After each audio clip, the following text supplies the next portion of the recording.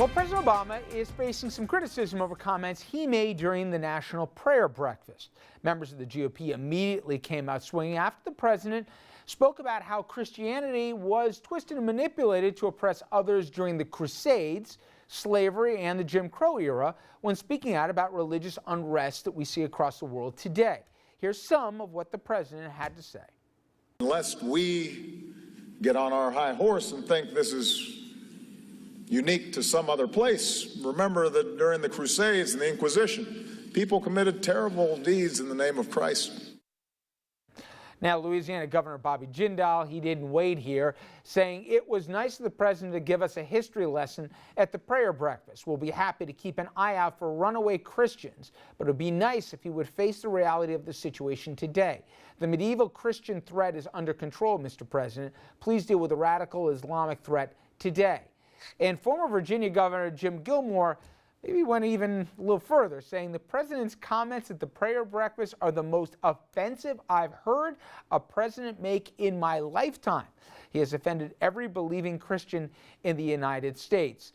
Former Pennsylvania Senator Rick Santorum said today's remarks by the president were inappropriate and his choice of venue was insulting to every person of faith at a time when Christians are being crucified, beheaded, and persecuted across the Middle East.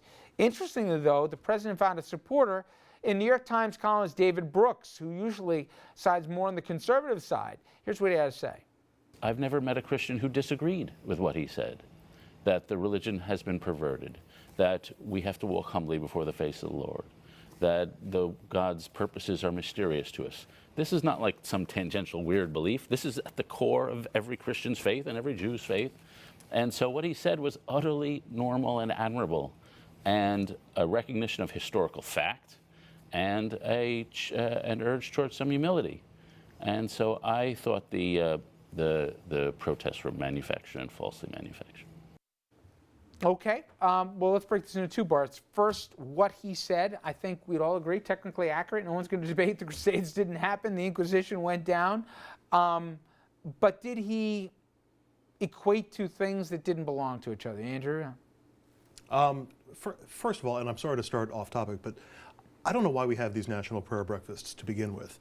You're putting a president in an impossible spot where, you know, either you're going to sing praise and do nothing and do nothing constructive with the spot, or you're going to open your mouth and people are.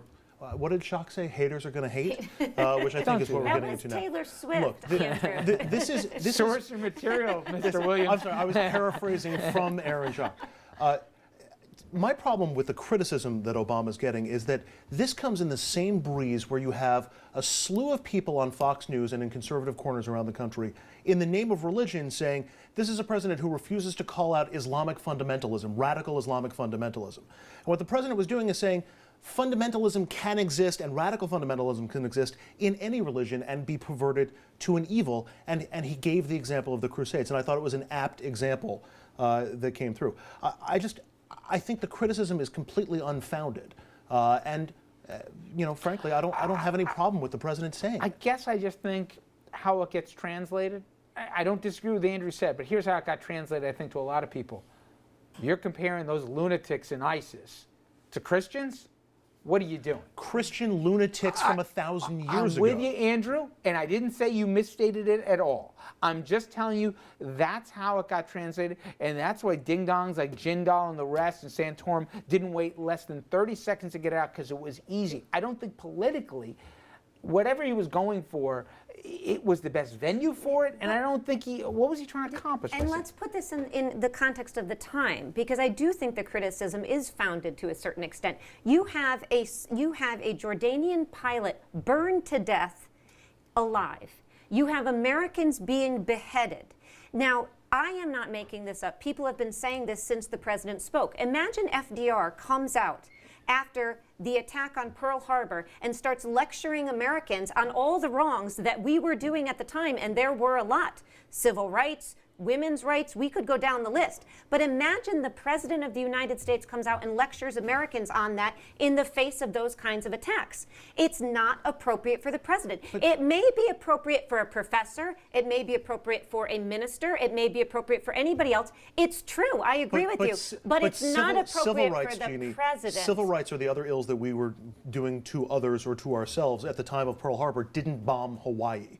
These are actually two equivalents where you have people bastardizing the name of religion for political and military gain. And that's what happened in the Crusades.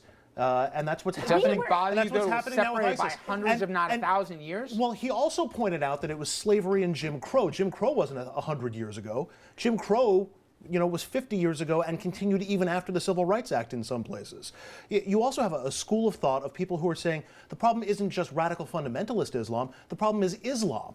Because Islam allows these people but to Andrew, exist. I disagree with you. I think the president's Absolutely, point is critical. You can make an equivalent. You can say that exactly what was going on in Germany, exactly how they were denying people full citizenship rights, is the same thing the United States was doing. Why not draw the equivalent in World War II? Who are we to get up on our high horse and lecture the rest of the world when we were interning Japanese people not long afterwards? We interned Japanese people afterwards, and the fact that, we didn't provide people equal citizenship did not lead to them attacking us or bombing us at Pearl Harbor. President saying the two are that. distinctly different. And They are not. No, because Andrew, if you you would change not the have hats on the people who are committing the atrocities, they're essentially the same atrocities. Bottom line, Richard, there's a time and a place for everything. The president should not have been making those types of comments, and I'm sure that his remarks, that his political advisors did not see that in advance. And when you double on the fact of what some in the Republican Party already think of him, the Muslim stuff, and they wasn't going to like anything that he does. This is playing right into what they